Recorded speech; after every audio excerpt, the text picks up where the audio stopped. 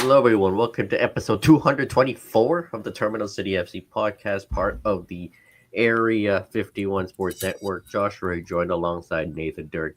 As per usual, we're live on the Area 51 Sports Network Twitter page and our Terminal City FC official YouTube channel, and we're streaming on demand wherever you get your podcast.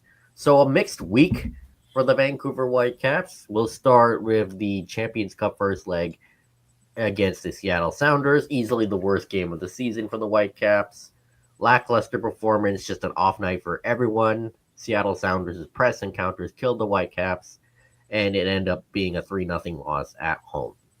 Yeah, this was a lethargic performance. It looked tired from the very beginning. Whitecaps didn't really seem to get going until about after the first half hour had kind of gone by. And it's kind of weird because the scoreline, it wasn't as bad as the scoreline says. Like on paper, the Whitecaps had opportunities. They just, it was an off night. I don't know how else to put it.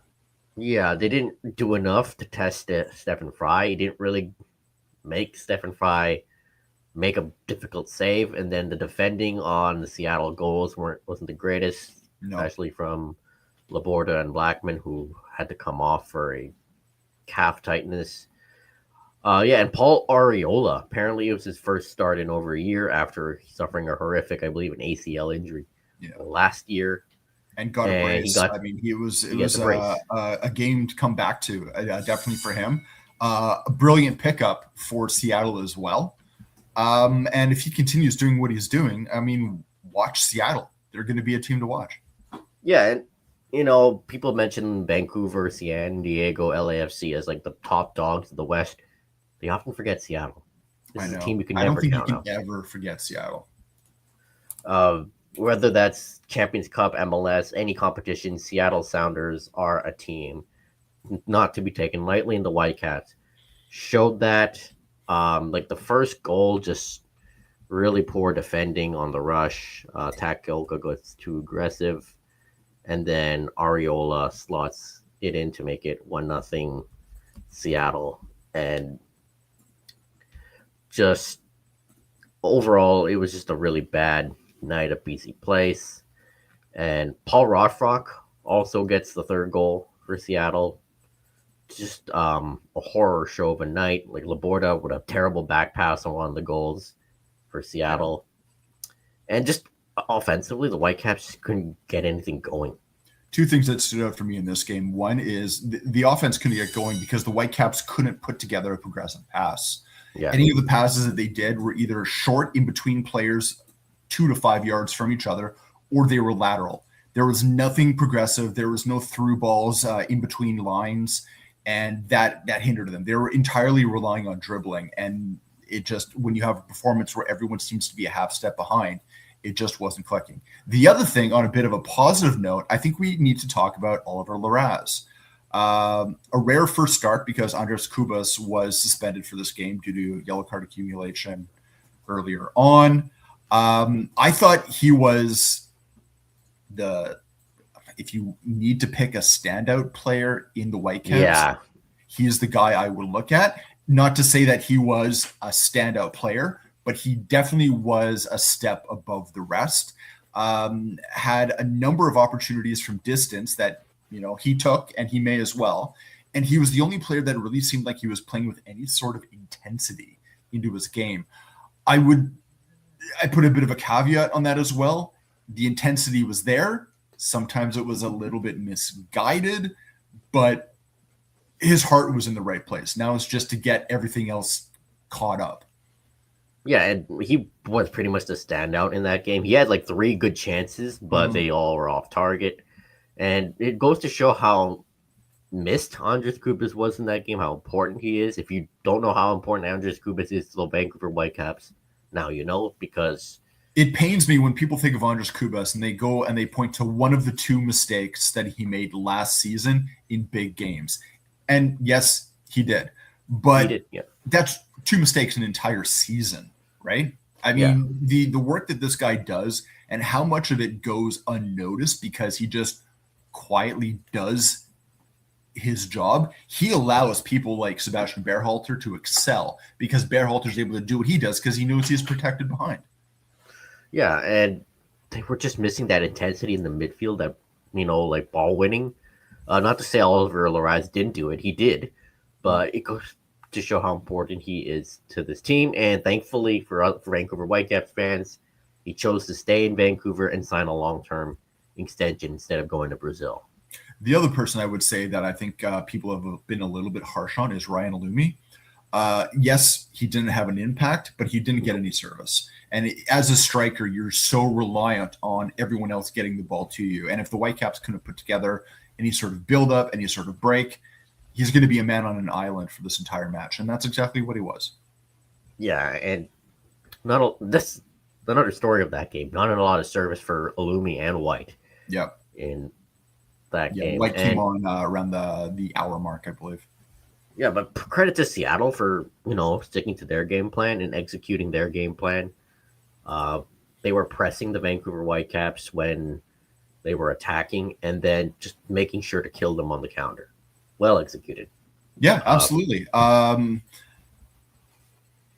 when it comes to Cascadian matches, I would say over the past 2, maybe 3 years, Seattle Vancouver are always fun matches. When it's Vancouver Portland, you always feel somewhat more confident, but Seattle is always going to give you a tough match.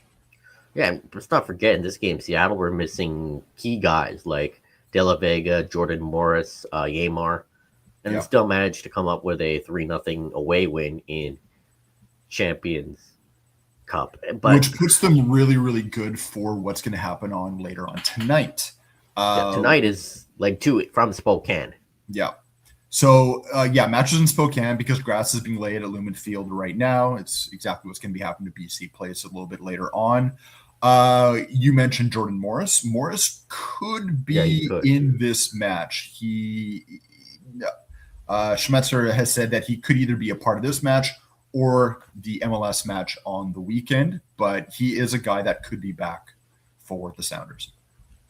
Yeah, Seattle also did in MLS. They beat San Jose away 1-0. Again, another well-executed, structured game from them. I didn't watch much, but from what I saw, Seattle was, very organized, very structured, and they just got the job done. Yeah. Not much else to say about Seattle. The Whitecaps have put themselves in a very, very big hole for this. It is possible. And if you take a look at the other game that we're going to talk about for the Whitecaps, you can see that they still have a chance. Yeah, and it's it's not impossible. Anything can happen in CONCACAF. 3-0 is a huge hole to climb out of, especially since away goals is still a thing. Yeah. In the CCC. But Thomas Muller said it to One Soccer at the end of the game last week. It's only halftime. Sebastian Berhalter said it. Jesper Sorensen said it. It's not impossible. It's hard, but it's not impossible. Absolutely. So for the Whitecaps tonight, the key is to get off to a good start, get that away goal, get some momentum, quiet the crowd down in Spokane. Even if they're down 3-1 by halftime, that still gives them some momentum heading into the second half. It's going to be an interesting match in terms of the people that are going to be at the game. Yep. You're talking about Spokane it's about 5 hours away from Seattle. Washington. A lot of your kind of Seattle core aren't going to make this trip. It's actually closer to come to Vancouver than it is to get to Seattle. So it's going to be interesting to see. You're going to have a lot of a local crowd who don't, they don't get to see their team all that often, or they're coming because it's the new thing in town and they're not really attached to one team either way. It's going to be really interesting to see if this crowd can be quieted down very quickly, or if it's a crowd that's just there for the entertainment, regardless of what it is. Yeah, Washington State is a very sports fanatic state. I know, Absolutely. Like Eastern Washington, any part of Washington State, they love the Seahawks, love the Mariners, love the Kraken. When you think of Spokane, though, you think of hockey. Yeah, Spokane Chiefs. You also think of that Eastern Washington. You think of Washington State University or Gonzaga, Yeah. the college teams. But Brian Schmetzer said it after the game last week that, oh yeah, there's Sounders fans not just in Seattle but all across Washington State, and there's passionate fan base in Spokane, in Eastern Washington. This is an old club. This is a club with a history that's it's the same as the Whitecaps, I believe. 74. I believe that their founding was within the same year. Yeah, 1974. Or very close together. So yeah, two historic clubs will be going at it tonight from one Spokane stadium in Spokane. Whitecaps have a chance to do a remontada. Maybe they'll try to learn from Sporting Lisbon from their comeback win in the Champions League against Bodo Glimt. It's not impossible, but it's tough. We'll see what they can do. That game's over the weekend today on One Soccer. Yeah. Over the weekend, the Whitecaps really needed a bounce back performance, and there would be more concerns if they had lost this game against Minnesota. Well, they didn't lose. They didn't just win. They absolutely destroyed Minnesota United. They overwhelmed Minnesota United from minute one. Minnesota United had trouble breaking out of their own half. They couldn't win the midfield battles. And it starts with Jeevan Badwal being taken down in the penalty area, and then Sebastian Berhalter smashes in the penalty. Yeah. We talked about that coming back from a 3-0 deficit can be very difficult to do. The Whitecaps had 4 goals by halftime in this match. Yep. It's really funny because on paper, the possession was 50-50 in this game. It did not feel like it. No. It felt like one-way traffic. But then again, when you also take a look and remember what this game was, you got to remember Yohei Takioka. He had to come up and make a number of very, very big and difficult saves in this match. Yeah, in the second half especially, where he made that double save, where he was on the ground. And then there's a free kick delivery from James Rodriguez, who forgot who, I think Yeboah. And then he makes a big save there. Speaking of James Rodriguez, his debut in MLS since he has first joined Minnesota United. Good to see him. Good first game ever where you had 2 former World Cup Golden Boot winners on the pitch together. Yeah, Thomas Muller and James Rodriguez, former Bayern Munich teammates once upon a time. Yeah, for about a year and a half. 2 years together at Bayern Munich, won a couple Bundesliga titles. Yeah. And they exchanged jerseys after the game. They're still good friends. And nice to see a lot of Colombians come out to support James and the Whitecaps. And, of course, the Whitecaps' own Colombian player, Eddie Ocampo, who had a fine game. You know what? I got to be honest. I was surprised that we saw Rodriguez come on when he did. At that point, it was already 5-0 for the Whitecaps. Yeah, me too. You got to think that if you're going to do that, you might as well just wait the week. It felt like this was more paying a little bit of homage to the player to give him his run-in with Mueller. But the thing is when he came on at the time, Mueller wasn't even on the pitch. He didn't come on until a few minutes later. So it did seem like a strange thing where you could have just sent the guy back. You know that he's not 100% match fit. You might as well let him run on actual grass for his first time out. I don't know. It seemed like at that point, Minnesota had given up. And it doesn't matter how far down you are. I never want to see a team do that. Yeah, and I guess both Mueller and Rodriguez, they didn't really need to be subbed on because, Mueller had to be saved for tonight. But I guess both coaches were like, you know what? This game's out of hand. Let's just, the storylines are about these guys. Let's bring them on. Why not? Yeah, I guess so. Other storyline we should talk about is Brian White had a brace on the day. That is 100 goal contributions for Brian White since he has joined the Vancouver Whitecaps. It is the most of any Whitecap player in the MLS era. Yeah, he's the first Whitecap in the MLS era to do that. 100 goal contributions. Only cost $500 GAM from the New York Red Bulls. And as far as I know right now, he is tied for the scoring race with 5 goals, I believe. He is. I can't remember who he's tied with. I got to look that up. But he is tied for the leading scorer in MLS. He is tied with Peter Musa of Dallas. Yeah, who had a brace himself in their game. His first goal, great play from Berhalter to Sabi. Then Sabi finds White Pochin, and he beats Drake Callender. Second goal was the penalty in the second half. Should also mention Berhalter's great ball to Sabi, who slotted in past Berhalter. Sabi, who had a slow start this season, gets on the score sheet, and that's got to feel good for him. You know, it was a better match all around for Emmanuel Sabi. He did take a little bit of time to kind of really find his game this season. Actually had been subbed out on a number of occasions or started from coming off the bench. Let's hope that this is kind of just maybe what we see from the player. He had a bit of a slow start last season. We all attributed it to the fact that he was injured to begin last season. It might just be what happens. He might be just one of those players who just starts slow every season. Takes a bit of time, right? And you know what? If this is an indicator that he's found his game, I'm all for it. Yeah, if this means he'll go back to the form he did the second half of last season in the playoffs, why not? Yeah. And I should also mention Berhalter's great set piece delivery to Matias Laborda and his love for near post flicks. Whitecaps excel at this, especially with Laborda. Other teams can't seem to figure it out. Whitecaps can. A couple of things with this. One, Sebastian Berhalter is tied with Izas Fiera of Seattle for the most assists in the league right now. And you're absolutely right. When it comes to set pieces or any sort of delivery, he can put it wherever it is you need it. We've seen to back post, mid post, or near post, edge of the box. Sometimes you see it from there.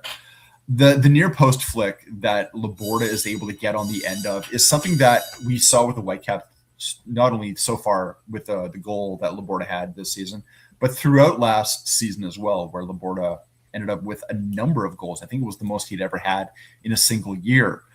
I don't know what the secret sauce is, but for some reason where it seems to fail for others to the point where people lambast near post flicks, and then they always add, except for the Whitecaps. It seems to work for them. Well, we've got a great aerial threat in Matias Laborda. Yeah. Brian White is also an aerial threat on these types of situations. And of course, Sebastian Berhalter is just dynamite when it comes to delivering these. And it seems to make sense. Yesterday, Sebastian Berhalter just got called up to the American men's national team. No surprise there. For the upcoming break. And this is one of the things that he excels at. And it's one of the things that he's not only used for the Whitecaps, but also for the Americans national team as well. Yeah, and it just keeps making me wonder, like, will Berhalter be here after the World Cup? Because at this rate, he could join Ali Ahmed's footsteps and move on to Europe because he deserves the move, and Whitecaps can get a significant fee for him. I would be very surprised if Berhalter is a Whitecap on September 1st. Yeah. I think that I guarantee you the Whitecaps already have had inquiries into Berhalter. The fact that he is on his final year of a contract means that it's not that expensive to pick him up. Yep. I think if there was going to be a deal to keep Berhalter in Whitecaps colors, it would have already been done. Yep. This is something that is waiting until the end of the World Cup. And he is going to be going somewhere in Europe. Where that is, I don't know. But I would be very surprised if he is a Whitecap come September. Me too. Especially if he does go to the World Cup and excels for the U.S. U.S. have targeted a round of 16 to be that's what they're aiming for. Get to. So you got to think with how big this tournament is, he's going to have to be a big part of that. Yeah. But of course, they could always. Whitecaps are still, I believe, they still are, trying to convince Sebastian Berhalter to stay. I remember reading before the end of the season that the Whitecaps have worked on like a big offer for him to stay. Maybe that means making him a DP. Who knows? But if Berhalter wants to stay, great. But if he wants to go to Europe, why not? He's more certainly welcome to. Honestly, he is someone that could command DP wages on a different team. I I don't know if the Whitecaps would be willing to do that and have 2 DP slots tied up in the midfield. If you could get him on a max TAM, maybe. Honestly, a max TAM deal would still more than quadruple what he is making right now. It's only making what, 350K? Something like that. And a max TAM deal is 1. Oh my gosh. I'm going to test myself here. 1.4, something like that. Yep. In and around that area. If you could do it, that's great. But I do wonder if this is now where you move in and kind of cash in on a player that you know is going to be gone here very soon. I think this is also, it opens up spots for someone like Jadine Badwal to really solidify an actual position.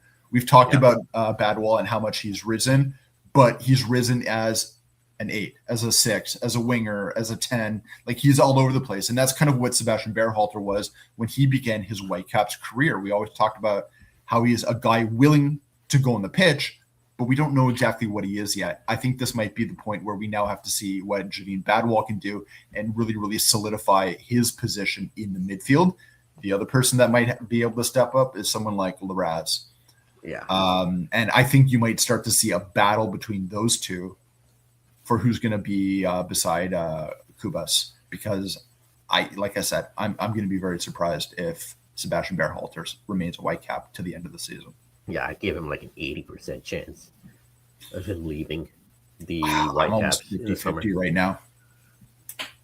So speaking of Badwal, did really well as a 10, showing off his creativity against Minnesota. Did hit the post. Too bad he didn't get a goal himself. If anyone was deserving of one in that game that didn't get one, it was definitely him. Yeah. And it should also mention the first start for Mikhail Geresminkov. I believe that's how you say his name. I think he did pretty good. I mean, quiet. He just did the simple things like making the correct passes, reading the game well. I think he did pretty good for a first start. I don't start. think you want him to do anything else at this stage. Yeah. I do. I mean, he's. It's only one game, so I don't think we can judge exactly what we saw just yet. He did play the entirety of the match, which is really, really good for the player. It also allows the Whitecaps to give a bit of a break to Tate Johnson, a much-needed rest, without moving Matthias Laborda over to the left. Geresminkov, yeah. Thank you. Is left-footed, so it does allow you to keep a left-footed player on that left side. With someone like AZ, who has been playing on the left-hand side and loves to cut in, it gives you the opportunity for an overlap. We'll have to wait to see if someone like Mikhail is going to get high up the pitch. Didn't really see that as much this game. He played more kind of the defensive position and did a decent job. And if that's what he is going to be, then he's also a little bit of a different profile from Tate Johnson, who does like getting up further out the pitch. And that's not necessarily a bad thing as well. It gives you the opportunity to pick and choose who you want to use depending on the team that's going to be slotted up against you. Yeah, well, Geresminkov is not really an overlapping guy. He's more of just a guy who stays back and makes the pass. Yeah. When you're playing Idir Ocampo on the other side, that's not necessarily a bad thing. Yeah. And a debut, finally, of Sebastian Schonlaw coming off the bench. Took him, I don't know, since August. He struggled with injuries. He does exist, and he came off the bench, won a few headers, made some good passes, did pretty well. Yeah, basically feels like a new signing, right? He is going to be experienced on the back. When you think of like a lot of the players that they've added to the back line, they're very, very, very young pieces. So having someone with the experience of Sebastian Schonlaw is going to be very good. Like I said, there's not a lot to really judge from what we saw. My main thing is I hope that he has the legs to last an entire season. We'll have to wait and see. I mean, wasn't bad, but he looked fine coming off the bench. Well, Minnesota didn't really do anything on the transition anyway. Yeah. But I asked Sorensen about Schonlaw making his debut. He said, it's frustrating for him because he came with ambition and all that. And of course, he's happy for the guy. We're all happy for the guy that he finally makes his debut for the club. And the sixth goal, great ball from Diaz Laborda to find Sheikh Sabali for his first goal as a Vancouver Whitecap. You could see how much that meant to him. And this is a guy that right now he's coming off the bench, but when he is fully match fit, this is a guy that's going to be fighting to start. 19 goal contributions in that performance last season with FC Metz to get that team promoted to the top division of French football. Yep. We've only seen a taste of what this guy can do. Yeah.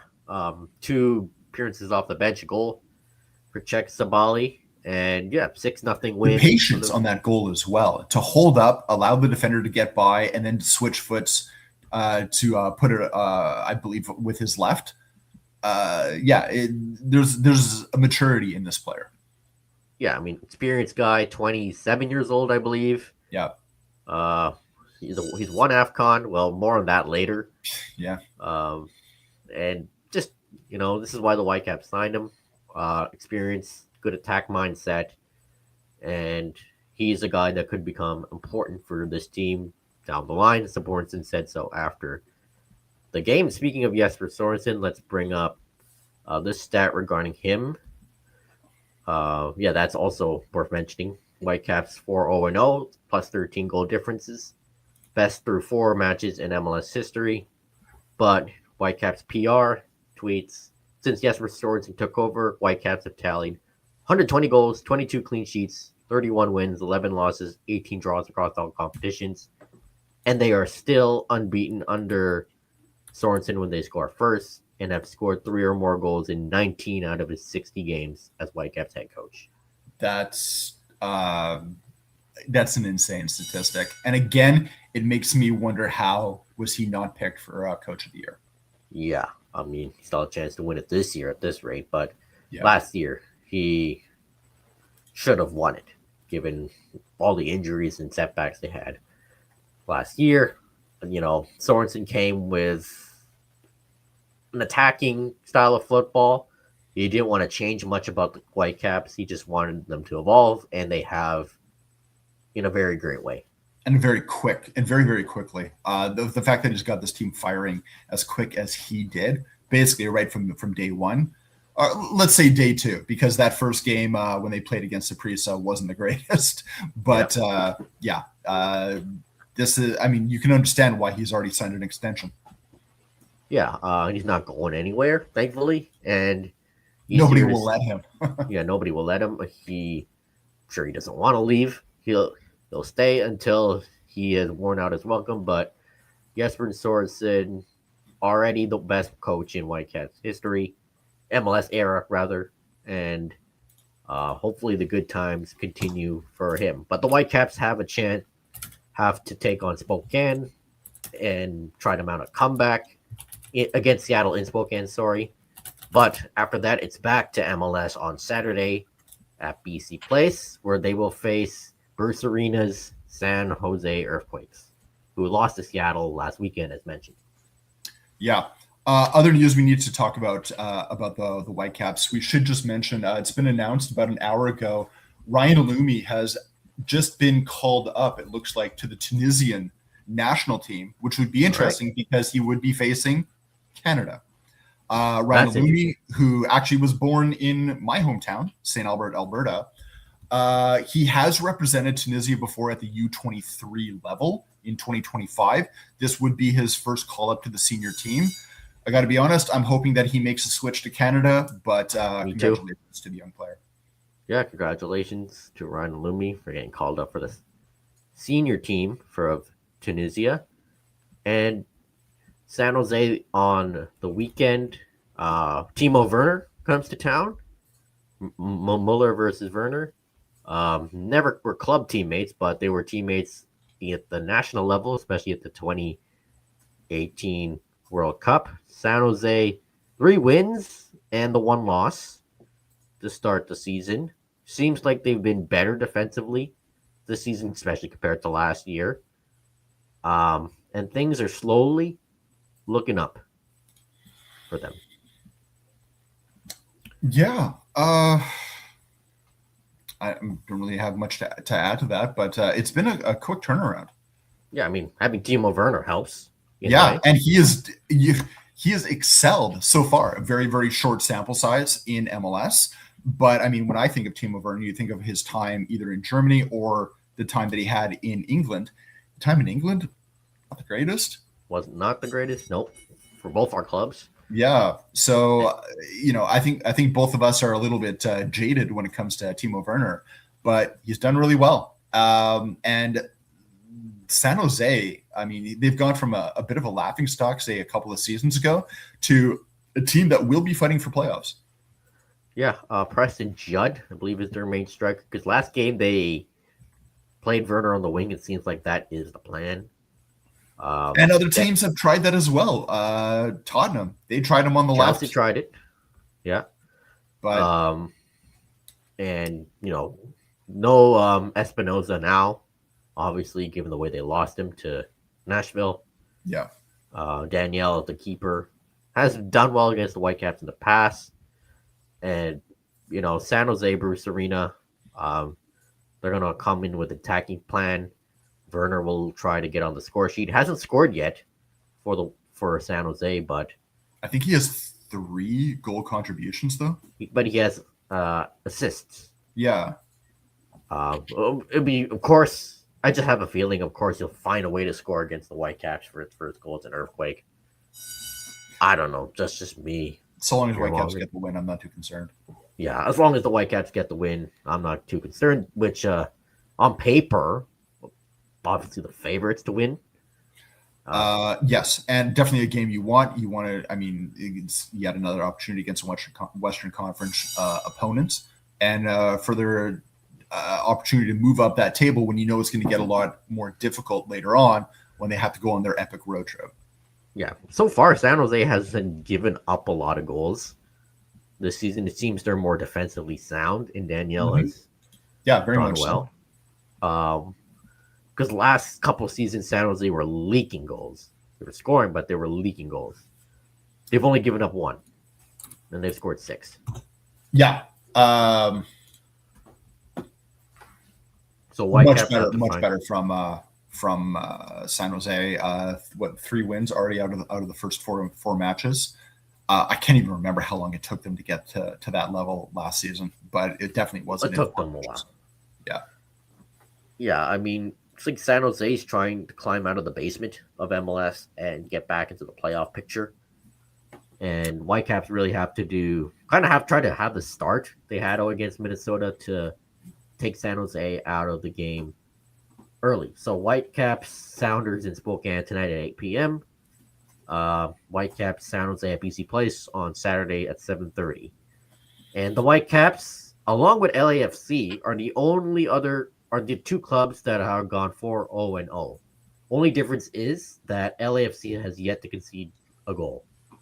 Yeah, and LAFC, I think we knew was going to be not only a team that's fighting for the top of the Western Conference, but going to be one of the main contenders for MLS Cup. Obviously, you've got a number of teams in the West that could do that. Whitecaps are top of the table by, I think, after points, it goes to goals 4, not goal difference. 14 for the Whitecaps. Yeah, which the Whitecaps are definitely leading in that department. But at this point, I mean, it's a 1-2 punch. It doesn't really matter. Both teams are flying. Yeah, we're definitely going to see these 2 in the playoffs again. And I think one thing you can point to when it comes to LAFC is a couple of Canadians that they picked up in the midfield. Yeah, Stachio's done well. Matthew Chouanier, he scored 2 goals in their win against St. Louis on the weekend, and LAFC last night won at the death against Alajuelense in the Champions Cup. Great winning goal from David Martinez in stoppage time. Just a blast from outside the box. Yeah, so they're a team that believes that they can go deep in any competition that they're in. Yeah, I mean, Vancouver LAFC, they're the 1-2 punch. And they also got the 1-2 punch of Son Heung-min and Denny Bouanga. Absolutely. One of the best offensive duos in MLS. And I think we have to mention the work that Mark DeSantos has done, former Whitecaps head coach. He has spent 6 seasons as an assistant with LAFC, and there was a lot of questions with the fact that LAFC decided to promote from within, with Cherundolo leaving the club, which was by his own decision. The fact that they decided to keep and move up with Dos Santos, was he going to be a big enough name to kind of keep everyone going? What kind of football were we going to get under Dos Santos? Was it going to be more of what we had when he was with the Whitecaps, or has he evolved his game? And so far, 4 games, he's had a pretty entertaining brand of football. Yeah. Given that he learned under Cherundolo, it feels like he picked up the fundamentals and just continued them, and in some ways made it into his own. But obviously we know that Dos Santos came here with a terrible squad. It just didn't work out. Yeah. And it's not that it was just with the Whitecaps. He's been head coach in other places as well. He has a pretty deep pedigree himself. So I think the fact that he went and became an assistant for a number of years, it seems like it was a smart move. Yeah. Obviously, he has a way better squad down there than compared to here. And he's learned since getting fired here in Vancouver, and had the perfect mentor in some ways from Steve Cherundolo. And now he has taken the team to the same heights, and he's competing against the Whitecaps as the only 2 teams to go 4-0 to start the season. Whitecaps can, go for the high 5 if they beat San Jose this weekend. Managerial hot seats are starting to rise. Orlando fired their head coach last week, I believe. Yeah, and it didn't seem like it made a difference. Yeah, not too much. Orlando, though, they did beat Montreal over the weekend, but it is Montreal. Yeah. In some ways. So Montreal didn't do that bad. Yeah. But Orlando were just leaking goals. They were not winning games, and they had to fire. And I believe they've also kind of made a bit of a goalkeeping change as well. Yeah, Kripo. I mean, it's not like it was his fault either, but no, it's just hasn't really worked out to start the season. And Perea was let go, and Martin Perelman is the interim coach there in Orlando. But other teams have their coaches on the hot seat. LA Galaxy and Greg Vanney.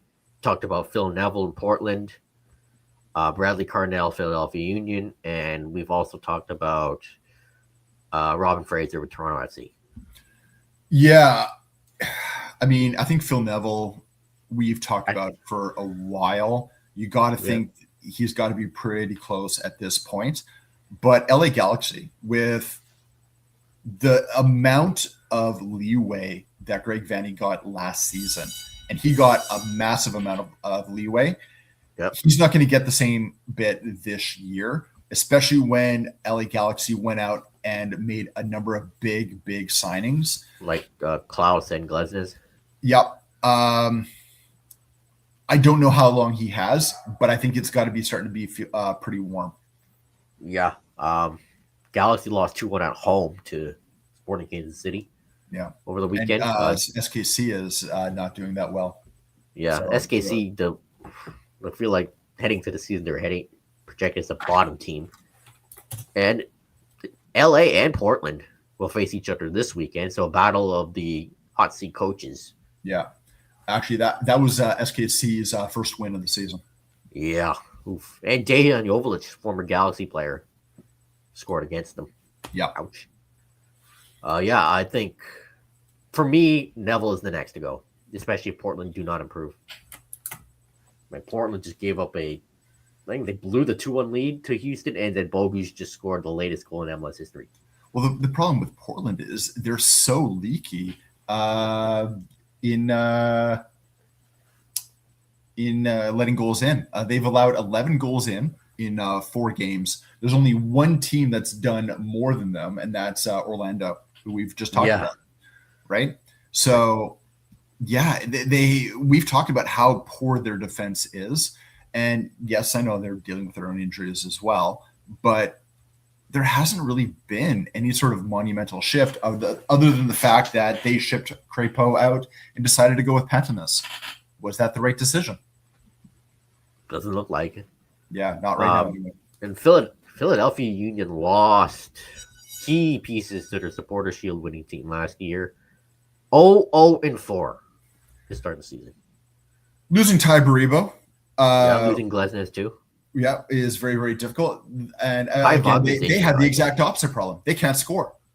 They're averaging half a goal per game, right? If you can't put a ball in the net, you're not going to win. True that. And they lost 3-1 to Atlanta over the weekend. And just not good enough up top from Philadelphia. And yeah, I know they lost a bunch of guys. Another team that's not doing that well, Atlanta. That was their first win of the season. Yeah.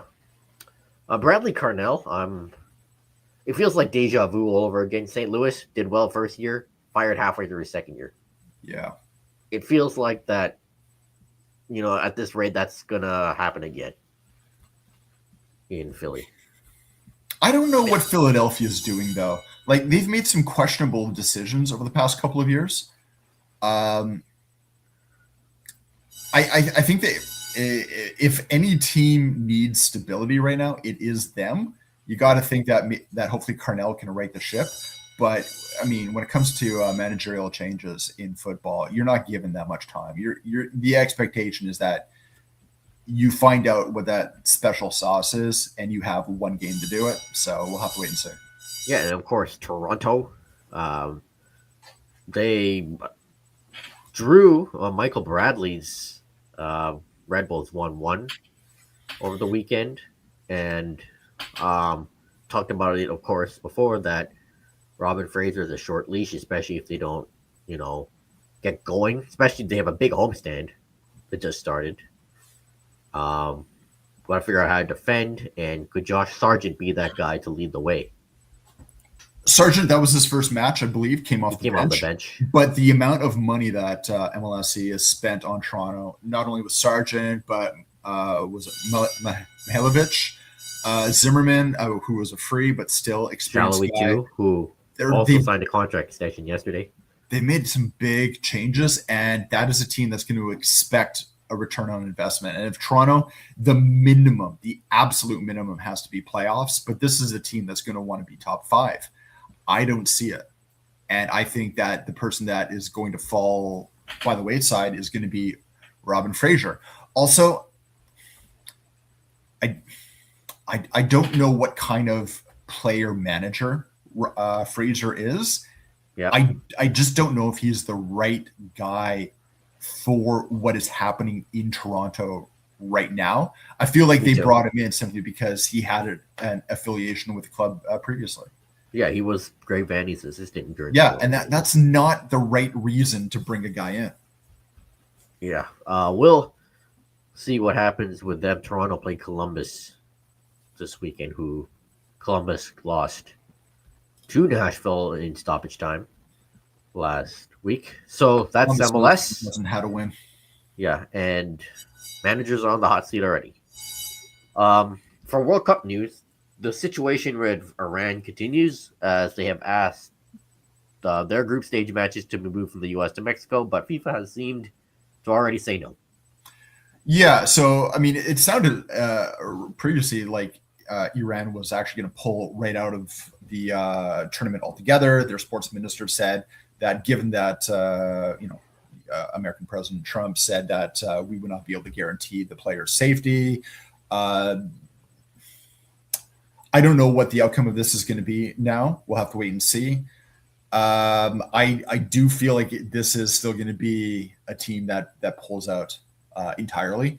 It seems like it's slowly going to go back to what that initial reaction was.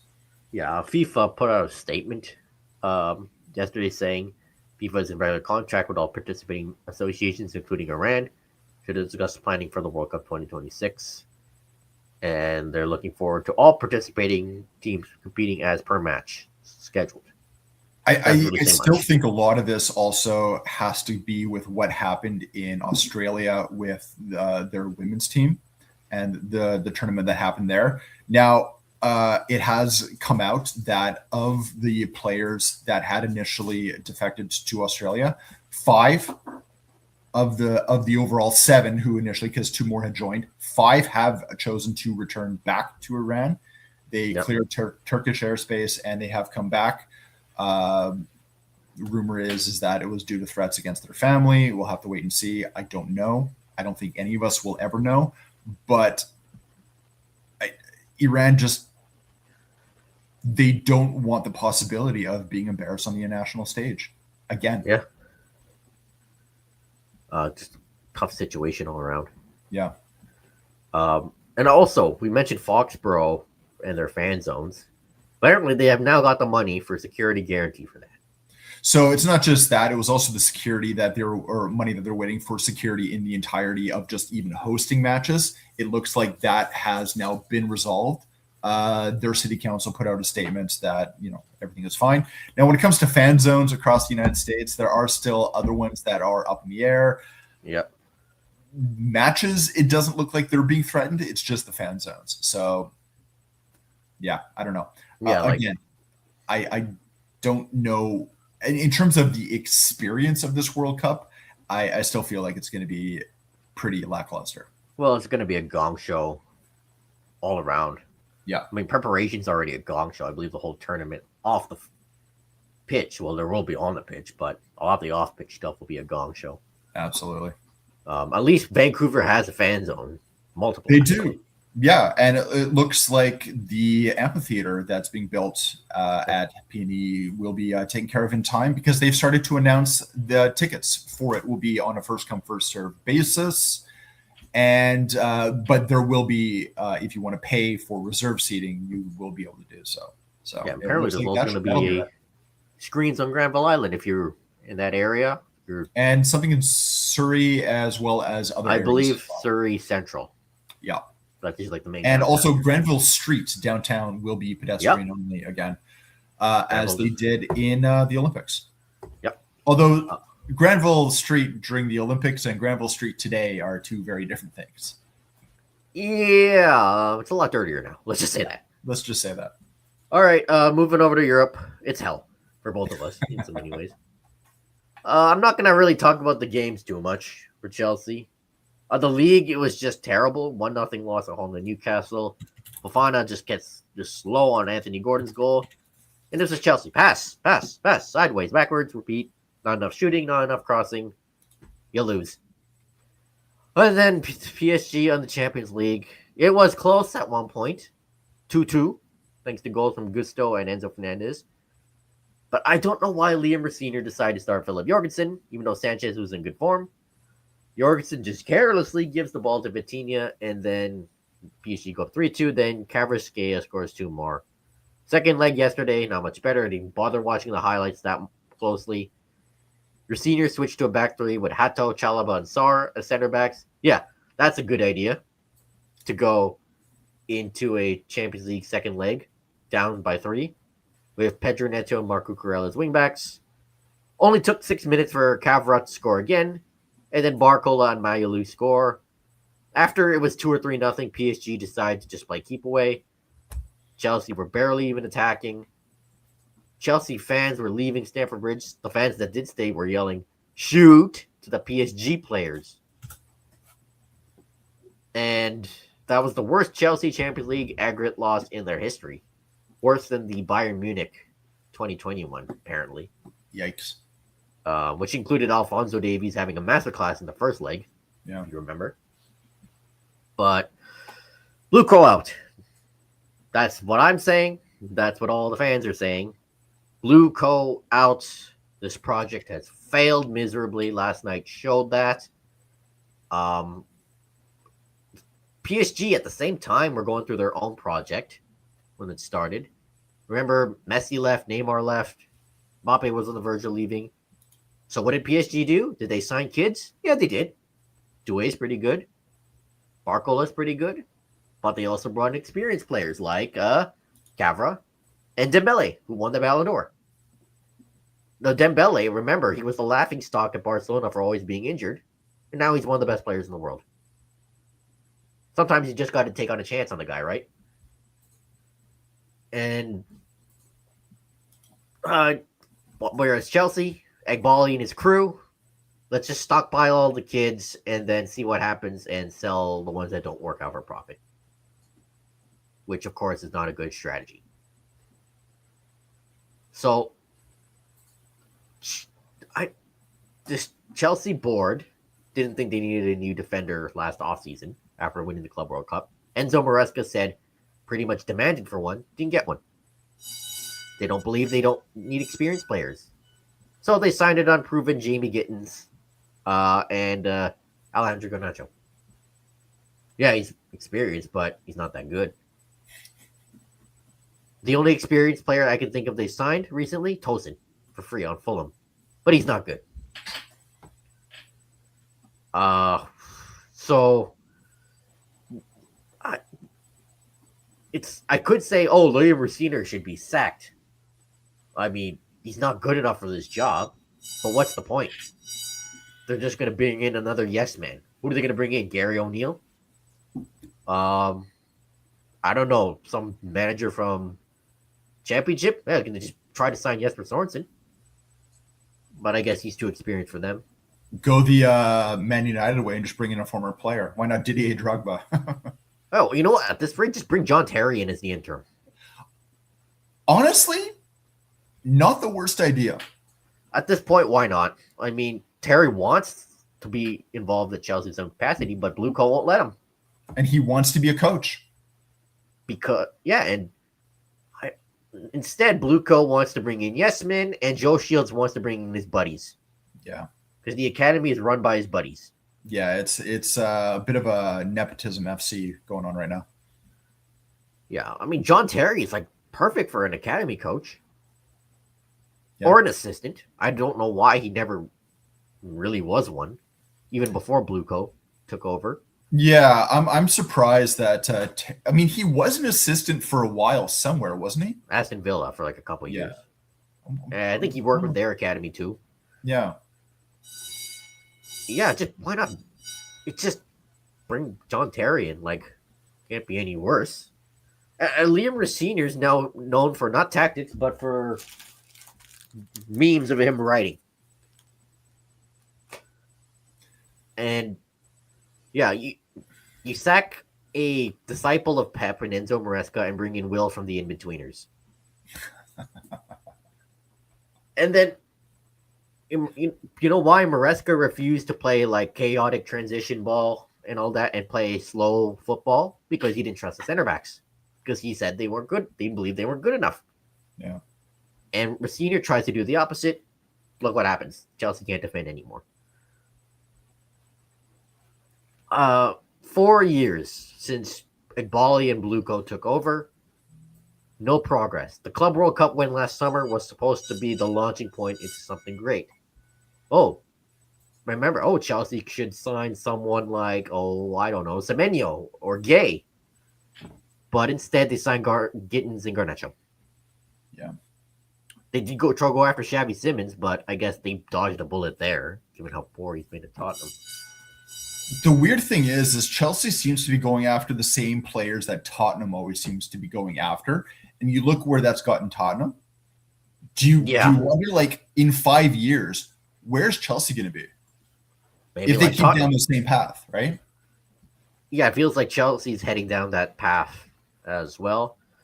A director, I believe, an unnamed director, spoke to Chelsea fans last month at a supporters meeting. I don't know who this director was, but he who shall not be named, who chooses to remain unnamed, he told the fans that it was effing obvious they were building the best team in the world. They said that a few years ago, and then they say, we have to be patient. We'll be good in 4 or 5 years. Yeah. Stop moving the goalposts. You said that in 2023, where you have 4 windows to build a good team. This is kind of like the Canucks not wanting to call their rebuild a rebuild. Exactly. Funny, Francesco Aquilini meddles with the Canucks affairs, Badana Egbali meddles with Chelsea's affairs. 2 controlling owners. Perfect for each other. And this team had a chance to hire Julian Nagelsmann or Luis Enrique a couple years ago, but they didn't want to be involved with this ownership group and sporting directors. No. Can't blame them. So they hired Mauricio Pochettino, and then they pushed him out because Pochettino also fought with Bali over transfers and such. And this director said there is no statistical relationship between the manager and the higher ups because to them managers are expendable. Well, they treat it that way. Yep. And they saw Maresca as expendable, they saw Poch as expendable, and they definitely see Rossini as expendable. And if they continue to fail, he's gone by the end of the season, and they'll just hire someone like him. Hey, Drogba said it best. I no longer recognize my club. And to make Blue Coat has ruined this club, Bowley has ruined this club, and Bali has ruined this club. When Stanley and Stewart and their assistants have ruined this club. Like 5 sporting directors. Well, it's technically 2, but 5 sporting directors is a bit much. It's just the amount of turnover that Blue Coat has had as managers, sporting directors, everyone at top. It makes you understand why this team is so disjointed. You have so many different people that are trying to make a team in their image, and they're given basically one window to do it, if that. This team is so disjointed that nobody could put these players together. Yeah, and now there's rumors that Enzo Fernandez could leave this summer. And he talked about, he's like, I don't know if I'll stay. We'll see. I can't blame the guy. No. I mean, he's got, still 6 years left on his contract? He's going to be an expensive guy to buy, but there's teams that'll do it. Yeah, hey, Blue Coat will love to make profit off him. I also applaud Reece James for signing a contract extension until 2032. He pretty much said, yeah, I could have made more money elsewhere, but I want to stay here and win. Here's the take, though. I'm kind of going back to your last point. Is Blue Coat trying to do what Tottenham did in that they're trying to build the best business in football, and they're not trying to build the best football in football? Yes. Well, we're without the world-class stadium, though. Because, but the thing is you're trying to. Yeah, right? And that's fair. You're trying to reduce Stamford Bridge. And Bali, remember, he said, Chelsea under Abramovich were not well run. Can't even get a shirt sponsor, and they made record losses. Well done. Yeah. Well done. You turned a great club into a laughingstock. Yeah. A worse, more expensive Brighton. Honestly, I wish these guys could just pack up, sell to some Saudi guys, sell to some Qatari guys, and go buy Brighton and ruin them.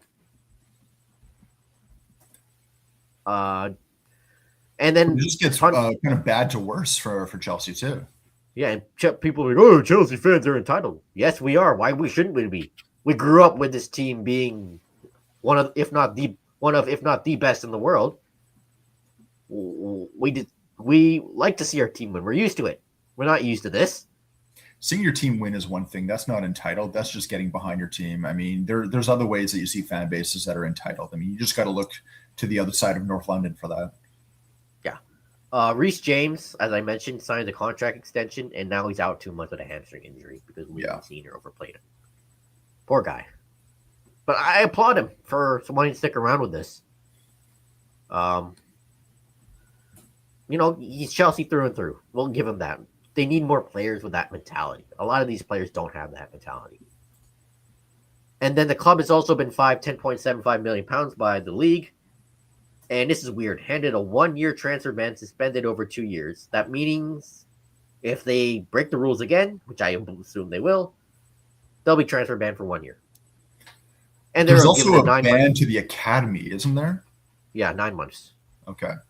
Yeah, and Blue Coat ruined this academy too. Maybe instead of stockpiling young players, you can just stockpile the academy, like what Chelsea did before, and then sell them for profits. There's a lot of talk about this ban being way too lenient. Now, there's 2 ways to look at this. I mean, there was a former sporting director or former senior executive, Christian Perslow, who's come out, who said that it was too lenient. But Chelsea self-reported this. So that They has just to want play to into it a little bit, right? They just want to scapegoat Roman Abramovich. Right. And speaking of Roman Abramovich, the UK government is selling him over the sale funds because he's not giving up the funds to Ukraine. And now they're preparing legal action and all that for Abramovich. Where is Abramovich these days? I know he's back in Russia, but like, what is he even doing? Because don't hear. For all I know, he's watching Chelsea and he's crying, given the way that Bali and his cronies ruined his precious. Surprised he hasn't tried to buy a Russian team or something like that. Yeah. This would 8-2 against PSG. Roman would have a heart attack if he was in the owner's box seeing that. He would have never hired a Liam Senior. He would have hired Luis Enrique on the spot when he was available. Yeah. He would have signed Semenyo right away. He would have signed Gay. Would have signed Osimhen. Someone pointed out that Chelsea missed out on so many good players since Luko took over. Osimhen, Elise, Barcola, I don't know when they were linked to him. Guvardio, Magnon, Cherky, even Desiree Doué. So, I don't know. These guys are these sporting directors are obsessed with 17-year-old Brazilian kids, but can't sign expensive players. I don't know. I just feel so disconnected with Chelsea. Like the recruitment department is using Football Manager. That's why. Yeah. Blueco has killed. I mean, I still love Chelsea. I always will till I die. But Blueco has ripped a lot of the love for Chelsea, and this is not the team I grew up with. This is not the Chelsea many others grew up with. This is Chelsea are supposed to be one of the best teams in the world.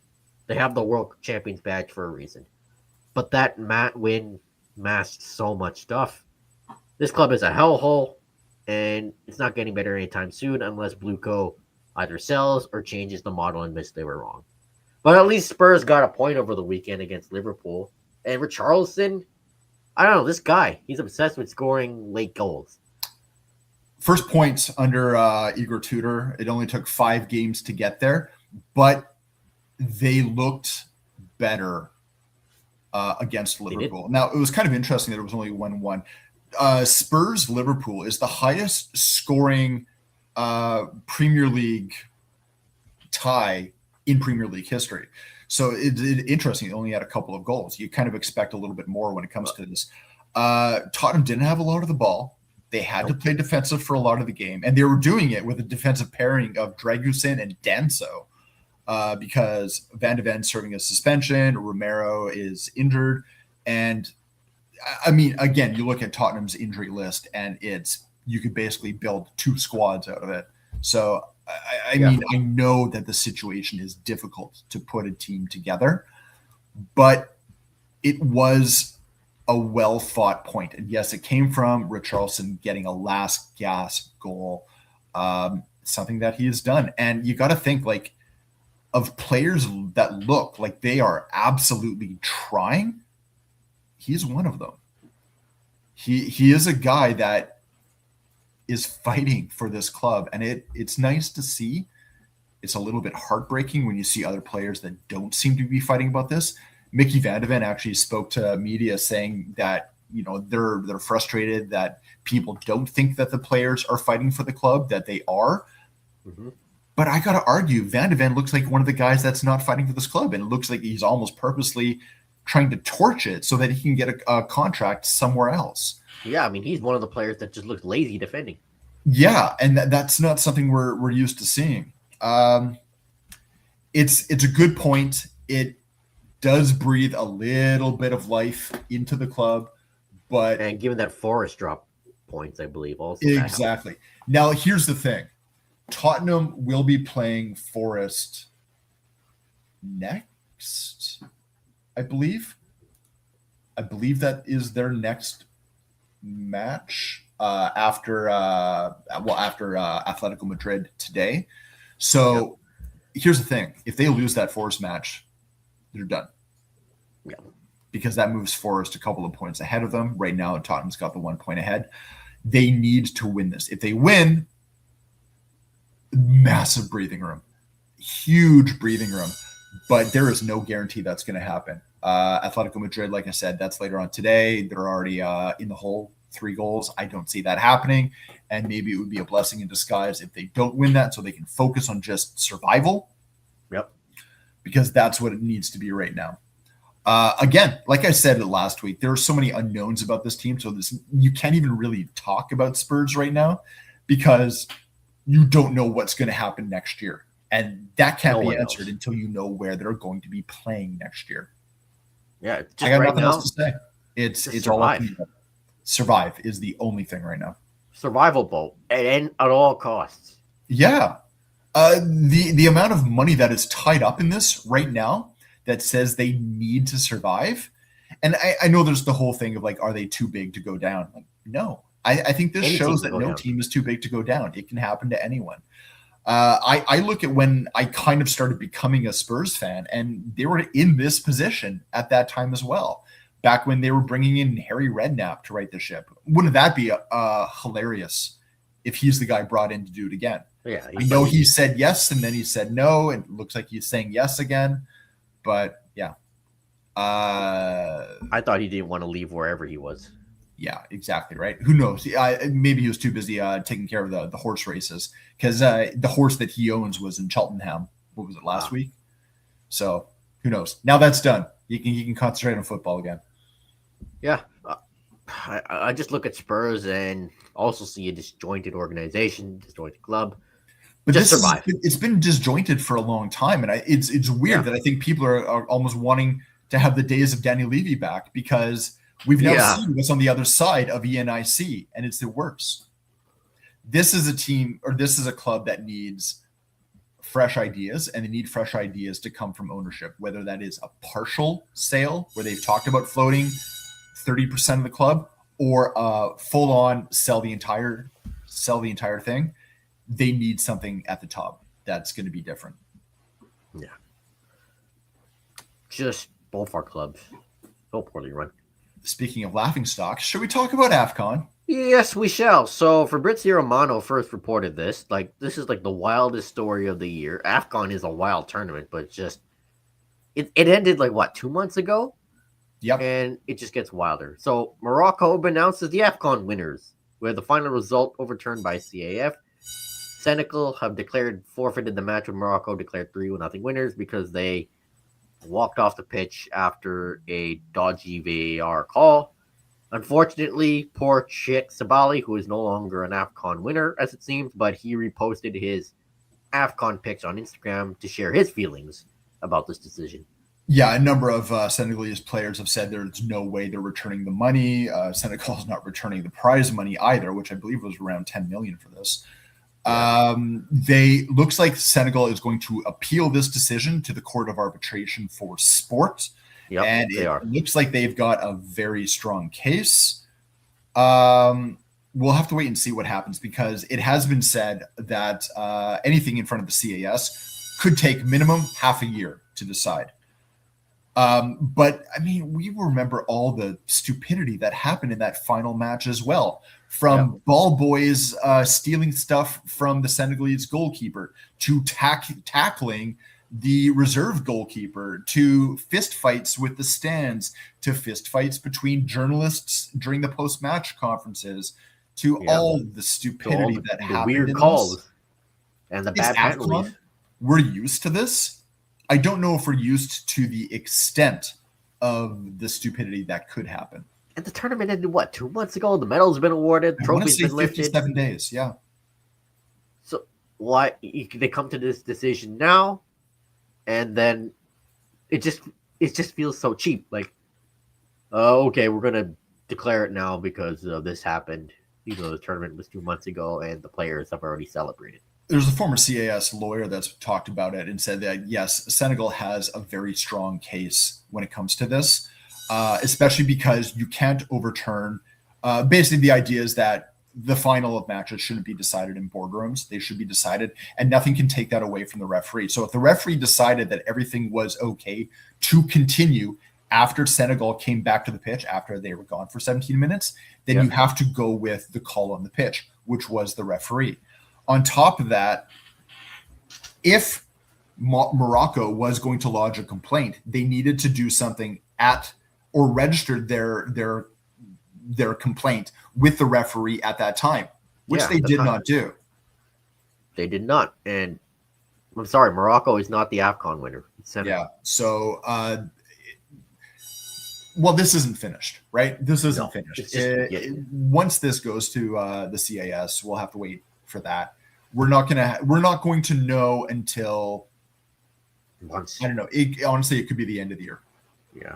We could find out about what's finally going on with Manchester City and their 115 charges before we find out what's going on with AFCON. But I wouldn't guarantee it.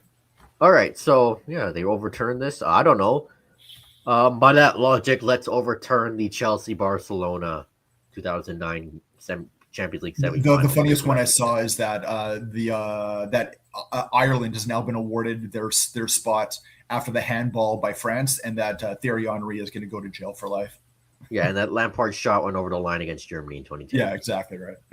Yeah, so give Chelsea the 2009 Champions League semifinal, and I don't know, since Barcelona beat Man United in the final that year, Chelsea beat Man United, and Chelsea now have 3 Champions League titles. Oh, if you could only decide it in a boardroom. Yeah, if only you can do that. Like, no, let's just change history because this tournament happened months ago, and it's just so stupid. But mentioned this earlier that Bodo Glimt's glorious Champions League run is done, sadly, after Sporting CP came back and won 5-0 in the second leg. Take nothing away from Bodo Glimt. What they have done in European football over the past number of seasons, you got to go back. It was like 3 seasons that this has been going on, has been nothing short of stunning. The amount of prize money that this club has been able to build up has paid for their squad several times over. This is, you got to wonder just how well run is this club north of the Arctic Circle. Yeah. It's a great story. I love it. But they got heart. Yeah. And just a great run from Bodo Glimt. Shame it went out this way. It is a shame, but I don't think you can fall. The fact that these guys got to round of 16 is amazing. Yeah, Sporting are the first. Sporting and PSG and Real Madrid advanced to the Champions League quarterfinals. So yeah, that'll end this week's episode. Hope you enjoyed it. Tell us what we're doing right. Tell us what we're doing wrong. We'll be back next Thursday, I believe. Nathan's going on holiday. Get on a plane late or early morning tomorrow. I guess. I'll cover tonight's game against Sounders. I'll be at BC Place on Saturday to see Muller versus Werner. And yeah, we'll be back talking all that next week. Yeah. And I apologize for the fire alarm. But there you go. That's been going off. I heard it, but I could barely hear it at the same time. Good. So I apologize for it anyway. Yeah. And it's international break next week, so we'll talk about some Canada stuff and international stuff and review all the Whitecap games that happened and talk about our terrible European teams. So, yeah. Follow me on Twitter, Joshua00, Nathan and Dirk, podcast Terminal City FC. Check out all our articles for Area 51 Sports Network. I wrote a feature on Sebastian Berhalter. You haven't checked that out. And it's picking up steam. Yeah. Berhalter's a hot topic right now. Yep. So, we're on Blue Sky, YouTube, Instagram. Follow us there. Hope you enjoyed it this week. And I'll conclude this week's episode. Peace out. Take care.